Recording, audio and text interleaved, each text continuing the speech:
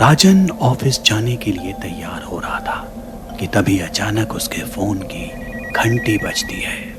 Phone की उस तरफ संजीव था। संजीव, राजन का जिगरी यार। दोनों अक्सर साथ में पार्टी किया करते थे, लेकिन राजन की पत्नी की मौत के बाद उनका पार्टी का यह सिलसिला बंद हो गया था। आज अचानक से संजीव की कॉल देख राजन थोड़ा चौंक उठा। इतने दिनों बाद इसे मेरी याद कैसे आई? ये सोचते हुए राजन ने कॉल उठाई।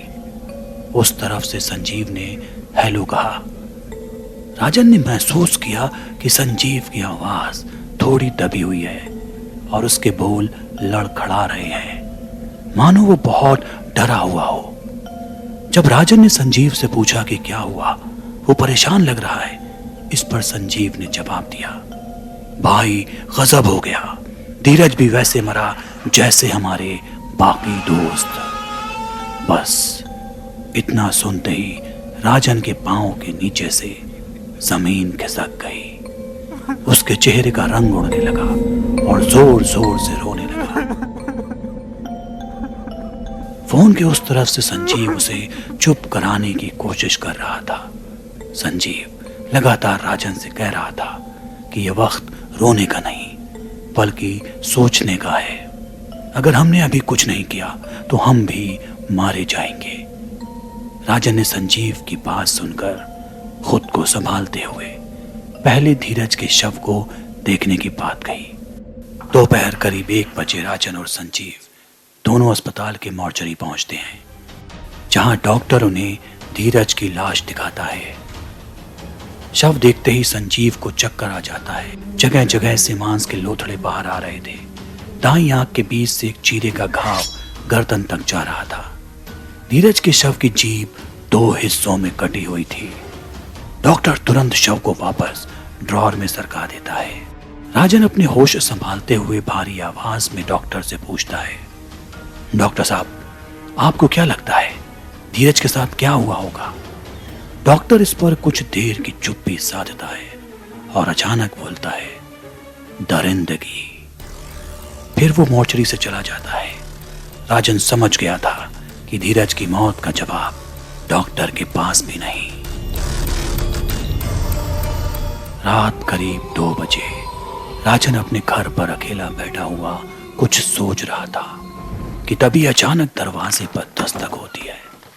दरवाजे के उस तरफ मौजूद वो शख्स एक के बाद एक दरवाजे को पीटता जा रहा था। इस कर्कश से परेशान राजन जोरदार धक्के के साथ दरवाजा खोलता है। उस तरफ संजीव खड़ा था, जिसकी पेशानी पसीने से सराबोर थी। वो डरा हुआ दिख रहा था, लेकिन कुछ बताने को बेचैन भी था। उसके चेहरे के भाव को भांपते हुए राजन ने पूछा, क्या हुआ? इस पर संजीव तपाक से बोला, अब हम बच नहीं पाएंगे। राजन समझ गया कि संजीव क्या कहना चाह रहा है। फिर भी राजन ने उसे थोड़े विस्तार से बात करने को कहा।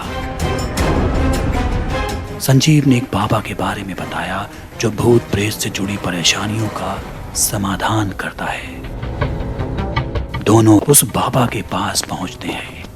एक लाल और सफेद रंग के घेरे में ध्यान कर रहे इस बाबा का हुलिया थोड़ा असाधारण था। घुंघराले बाल, गोरा रंग, गले में हड्डियों की माला और पत्थर की दाईं आंख। पहली नजर में ही पता लगता था कि यह बाबा थोड़ा अजीब सा है। दोनों ने हिचकिचाते हुए बाबा को अपनी परेशानी बताना शुरू की। एक एक कर उनके 11 दोस्तों की मौत की कहानी। अब बाबा के चेहरे का रंग रूप बदल रहा था। सब कुछ सुन बाबा ने एक लंबी चुप्पी ली और उन्हें उस सफेद लाल रंग के घेरे में बुलाया। बाबा ने कुछ मंत्र पढ़ना शुरू किए और उन्हें बोला कि कुछ भी हो जाए, लेकिन उन्हें उस घेरे से बाहर नहीं जाना है। अगर उन्होंने ऐसा किया तो उन दोनों के साथ साथ वो बाबा खुद भी हमेशा हमेशा के लिए मौत की नींद सो जाएगा। बाबा ने मंत्र पढ़ने की शुरुआत की। उसके हर एक लफ्ज के साथ उस घेरे के बाहर हवा में कालिख घुलने लगी। तेज हवाएं और तीखी चीखें सन्नाटे को चीरने लगी। तभी अचानक से एक कटी छटी लाश आसमान से जोरदार आवाज करते जमीन पर धड़ाम से गिरती है। ये देख राजन और संजीव बुरी तरह डर जाते हैं। उन्होंने अपने आप को जैसे तैसे संभालते हुए उस घेरे में खुद को कैद कर लिया। अब एक के बाद एक 11 लाशें आसमान से जमीन पर आ गिरी। हर एक लाश की हालत ऐसी थी कि देखते ही घिन आ जाए। बाबा के बिना कुछ बोले ही राजन और संजीव समझ जाते हैं कि ये उनके मरे हुए 11 दोस्तों की लाशें हैं। इसी बीच खून से सनी पीली साड़ी में एक और लाश नीचे आ गिरती है। ये लाश एक औरत की थी जिसके शरीर पर चीरे के गहरे घाव थे। जगह जगह जलने के निशान थे। बाएं हाथ की पहली 3 उंगलियां कटी हुई थी और जबड़ा टूटकर नीचे लटक रहा था और उससे खून पानी की तरह बह रहा था। बाबा खुद भी इस लाश को देख हैरान था। उसके मन में कई सवाल थे। आखिर ये कौन है? इसकी ऐसी हालत क्यों है? इसे किसने मारा? इसे क्यों मारा? बाबा के इन सारे सवालों का जवाब सिर्फ और सिर्फ राजन और संजीव दे सकते थे। इसके बाद खुलासा होता है एक ऐसी कहानी का जिससे बाबा खुद भी कांप गया। ये 12वीं लाश राजन की पत्नी की थी जिसे करीब करीब 23 दिन पहले राजन और उसके 11 दोस्तों ने मिलकर मौत के घाट उतार दिया था। दरअसल राजन और उसके दोस्तों के बीच एक खास तरीके की पार्टी हुआ करती थी जिसमें सारे दोस्त अपनी अपनी पत्नियों को एक रात के लिए एक दूसरे से बदल लिया करते थे। कई बार इसे लेकर पत्नियों ने अपना विरोध जताया, लेकिन कभी पति के डर से तो कभी मारपीट से उनको इस घिनौनी हरकत के लिए मजबूर होना पड़ा। लेकिन राजन की पत्नी रश्मि इसके लिए राजी नहीं थी।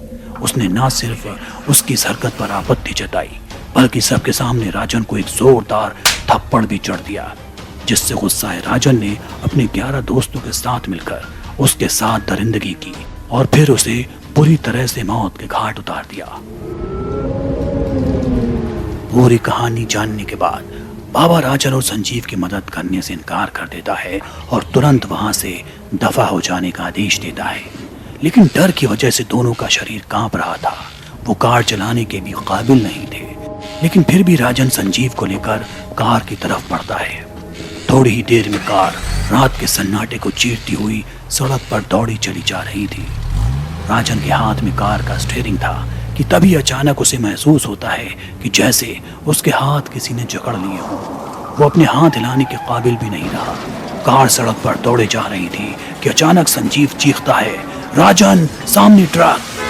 ट्रक कार की तरफ तेजी से बढ़ रहा था। राजन चीखता है, संजीव कार से बाहर कूदो, लेकिन कार के दरवाजे भी अपने आप लॉक हो चुके थे कि तभी तेज आवाज के साथ कार ट्रक से टकरा जाती है। संजीव मौके पर दम तोड़ देता है, लेकिन राजन की सांसें अभी भी चल रही थी। तभी उसकी नजरों के सामने उसकी पत्नी रश्मि की आत्मा उसके सामने से मुस्कुराती हुई गुजरती है। ऐसी मुस्कान जो कह रही हो कि मेरा बदला पूरा हुआ। थोड़ी देर में राजन भी दम तोड़ देता है।